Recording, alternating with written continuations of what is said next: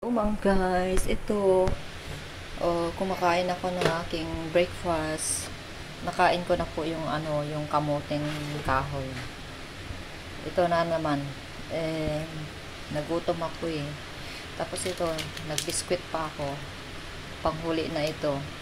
Binili ko pa noong last week para kailangan ko ubusin bago ako bibili ng bago. Hindi ako bumili ng Saturday. Last night to kaya bibili na ako Saturday o next Saturday, this Saturday coming. Yung kape ko pang-apat na pang-apat na timpla. Yun, to bigay ng aking kaibigan, yung isa, yung laging late. Tagal ko inubos kasi napakatapang. Hindi nga ako, iwas na ako sa kape. Tapos 4 times ko na itong tinimpla. Pang 4 times ko na yan. Ito, gusto ko lang pakita sa inyo na umagang umuulan. Dito ako sa aking kusina, Jo's Kitchen. Paki-subscribe naman po ang aking channel.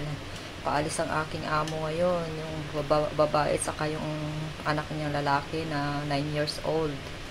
Bali yung lalaki lang sinerban ko ng ganito sa kanyang kamoteng kahoy saka itlog. Hindi na ako nagluto ng itlog na nilaga kasi isa na lang yung natira doon. Hindi sila bumili this week kasi marami kasing sobra. Hindi naman ako nakakain masyado ng itlog pag wala sila, pero itlog talaga yung kinukuha ko every other day, hindi yung araw-araw. Pero sa kanila araw-araw dapat kami magluto ng itlog. So yan ang aking ma-share. So nataob ko na yung pinaglutuan ko ng itlog. So, paalis na ngayon pa naman yung mag-ina. Bale, bukas pa sila uuwi. Bale, 2 days ngayon hanggang maghapon. Maghapon bukas, dito na sila mag-dinner. Thursday. Kasi may pasok yung bata na naman ng Friday.